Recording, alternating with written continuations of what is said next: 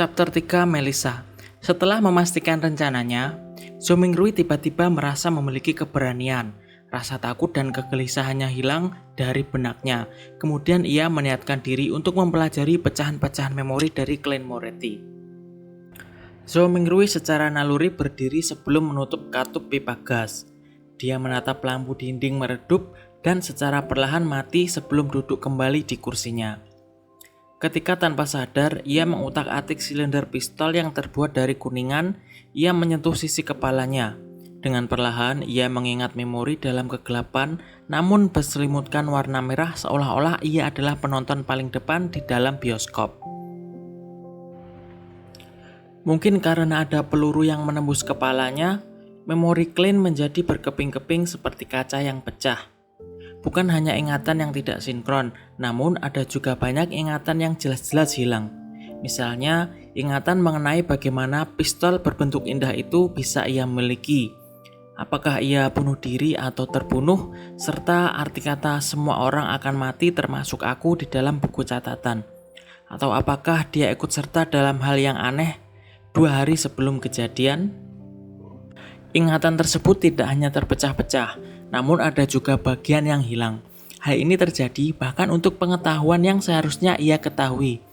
Mengingat situasi saat ini, Zhou Mingrui yakin jika Clint kembali ke universitas, kecil kemungkinan ia bisa lulus.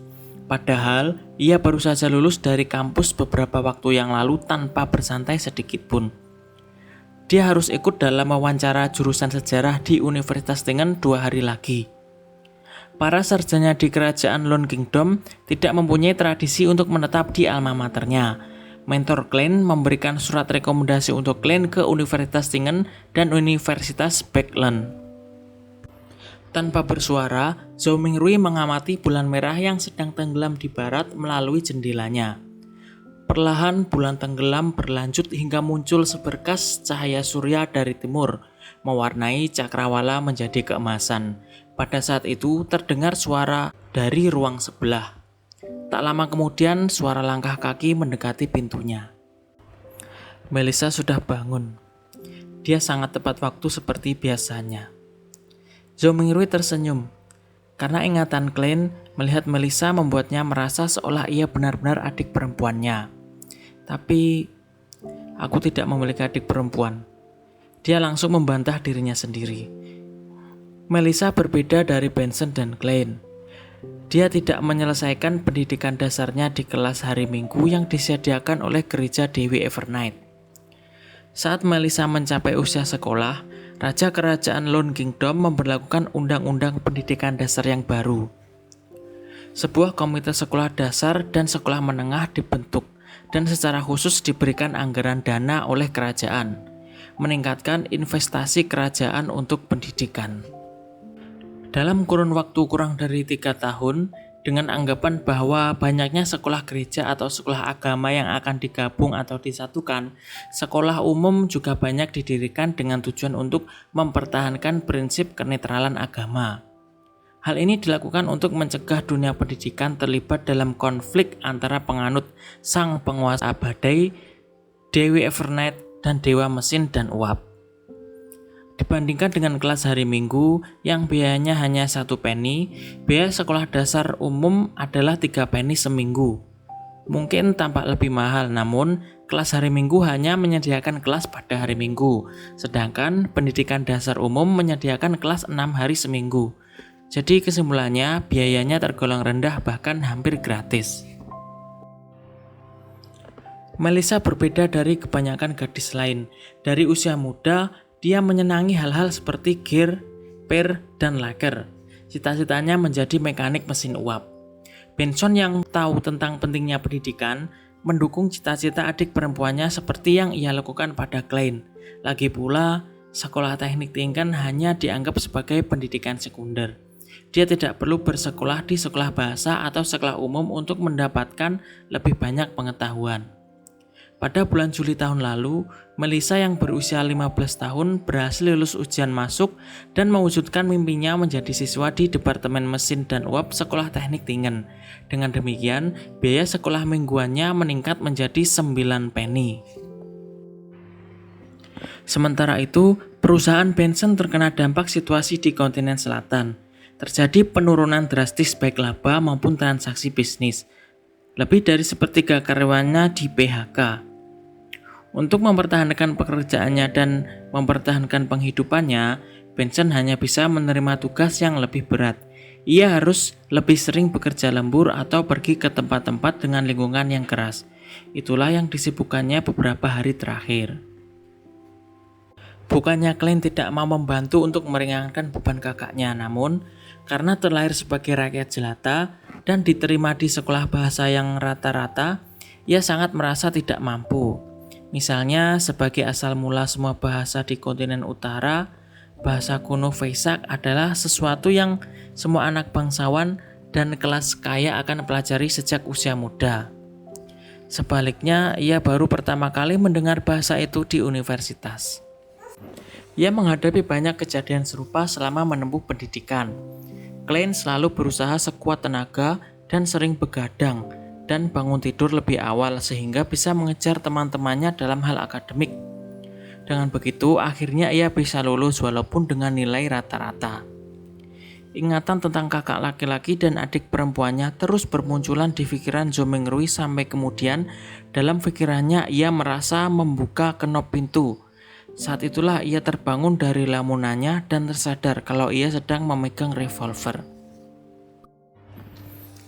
Ini adalah benda semi ilegal. Benda ini akan membuat anak ketakutan. Dan juga masih ada luka di kepalaku. Dengan Melissa yang akan segera masuk ke kamar, Zhou Mingrui menekan pelipisnya dan buru-buru membuka laci. Kemudian ia melempar pistol ke dalam laci dan segera menutup laci tersebut. Ada apa ini? Melissa melihat dengan tatapan ingin tahu saat ia mendengar suara berisik saat Zhou Mingrui membanting pintu laci karena harus segera menutupnya. Melissa masih tergolong dalam usia remaja, walaupun ia agak kurang gizi sehingga membuat wajahnya kurus dan agak pucat, namun kulitnya masih tetap berkilau karena memancarkan aura seorang gadis muda. Saat Zhou Mingrui melihat mata coklat adiknya menatap ke arah laci, ia berpura-pura tenang dan mengambil sebuah benda di samping tangannya sebelum kemudian dengan tenang menutup laci untuk menyembunyikan keberadaan pistol itu. Ia meletakkan tangan satunya ke pelipisnya. Tekstur pelipisnya menandakan jika lukanya sudah tertutup. Ia mengambil jam saku berwarna perak dan bertekstur daun anggur, lalu menekan bagian atasnya dengan lembut sehingga penutupnya terbuka. Ada gambar ayah dari 3 anak bersaudara. Jam saku ini adalah benda paling berharga yang ditinggalkan oleh sersan kerajaan. Namun karena usianya sudah tergolong tua, jam ini sering tidak berfungsi walaupun sudah sering dibawa ke tukang reparasi jam. Sehingga membuat Benson malu karena Benson seringkali membawa jam ini untuk meningkatkan statusnya di depan rekannya. Akhirnya jam ini hanya berakhir kembali ke rumah. Dikatakan bahwa Melissa mungkin mempunyai bakat di permesinan. Sebelumnya, ketika jam tangan tersebut tidak berfungsi, Melissa lah yang memperbaikinya. Setelah menguasai prinsip di balik mesin jam, Melissa meminjam alat dari sekolah tekniknya untuk memperbaiki jam saku tersebut dan berhasil. Zhou Mingrui menatap penutup jam tersebut terbuka dan melihat jarum jam tidak bergerak. Tanpa sadar, ia memutar tombol penyetel jam yang berada di atas jam untuk memutar jarumnya. Namun setelah memutar beberapa kali, jarum jam tersebut masih tidak mau bergerak. Sepertinya ini rusak lagi. Ia menatap adiknya sambil mencari topik pembicaraan. Melissa menatap Zhou Mingrui tanpa ekspresi dan segera menghampirinya lalu mengambil jam saku tersebut. Sambil berdiri dan menarik tombol penyetel yang ada di atas jam tersebut, dan dengan beberapa gerakan sederhana, suara jarum berdetik pun terdengar. Bukankah menarik tombol jam ke atas biasanya untuk menyocokkan waktu? Ekspresi Zhou Mingrui berubah kosong. Di saat yang sama, bel dari gereja katedral yang agak jauh berbunyi. Bel berdenting sebanyak 6 kali menandakan pukul 6 pagi. Mendengar suara bel, Melissa menarik tombol yang ada pada jam tersebut lagi, kemudian ia memutarnya untuk mencocokkan waktu. Sudah beres. Melissa mengatakannya dengan ringan tanpa ekspresi. Kemudian ia menekan tombol itu lagi untuk mengembalikannya ke posisi awal, lalu mengembalikan jam saku itu ke Zhou Mingrui. Zhou Mingrui membalas dengan senyum sopan dan sedikit malu. Melissa menatap tajam kakak laki-lakinya sebelum berbalik untuk berjalan ke lemari. Ia mengambil perlengkapan mandi dan handuknya sebelum membuka pintu untuk pergi. Ia menuju ke kamar mandi umum. Kenapa ekspresinya terlihat meremehkan dan pasrah? Apakah itu ekspresi cinta dan kepedulian terhadap saudaranya yang bodoh ini? Zhou Mingrui menunduk dan tertawa kecil. Ia menutup penutup jam sakunya dengan sekali klik sebelum kemudiannya membukanya lagi. Ia mengulangi tindakan ini ketika pikirannya yang kosong berfokus pada sebuah pertanyaan. Klein bunuh diri dengan revolver tanpa peredam suara. Baiklah, aku akan menganggapnya sebagai bunuh diri untuk saat ini. Bunuh dirinya seharusnya menimbulkan keributan, namun Melissa yang berada di kamar sebelah dan hanya dipisahkan oleh dinding tidak menyadarinya sama sekali. Apakah dia tidur terlalu nyenyak? Ataukah bunuh diri Klein diselimuti misteri?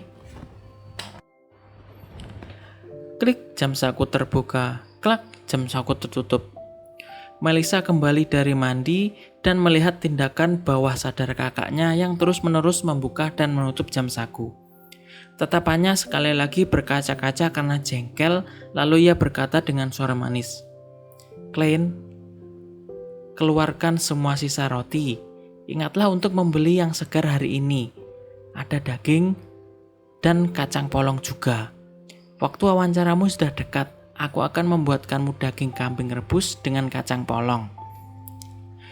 Sembari berbicara, ia memindahkan kompor dari sudut, lalu dengan sedikit arang, ia merebus sepanci air panas. Sebelum air mendidih, ia membuka laci paling bawah lemari dan mengeluarkan sesuatu yang tampak seperti harta karun. Sekaleng daun teh berkualitas rendah. Ia melemparkan sekitar 10 daun ke dalam panci dan berpura-pura bahwa itu adalah teh asli. Melissa menuangkan 2 cangkir besar teh sambil berbagi 2 potong roti gandum dengan Zhou Mingrui sambil minum teh. Tidak ada serbuk teh atau gluten berlebihan yang bercampur di dalamnya. Namun, tehnya tidak menggugah selera. Zhou Mingrui masih merasa lemah dan kelaparan. Ia memaksakan dirinya untuk menelan roti bersama teh sambil mengeluh dalam hati. Melissa selesai makan beberapa menit kemudian. Setelah ia merapikan rambut hitamnya yang mencapai rompinya, ia memandang Zhou Mingrui dan berkata, "Ingatlah untuk memberi roti segar. Yang kita butuhkan hanyalah 8 pon. Cuacanya panas jadi roti mudah rusak. Juga belilah daging kambing dan kacang polong. Ingatlah untuk membelinya." Melissa benar. Ia menunjukkan kepeduliannya terhadap kakaknya yang tidak peka.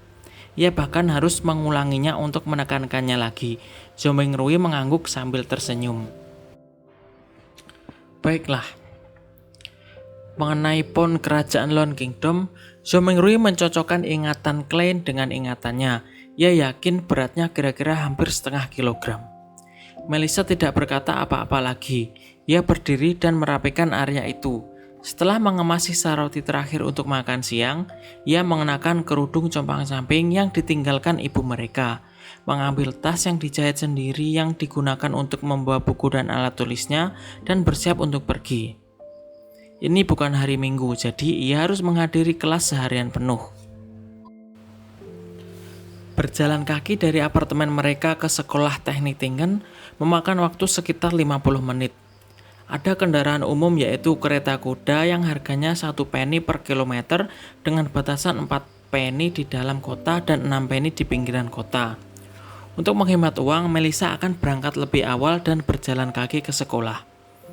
Beberapa saat setelah Melissa membuka pintu utama, ia menghentikan langkahnya dan membalikkan tubuhnya setengah, lalu berkata, "Klein, jangan membeli terlalu banyak daging kambing atau kacang polong.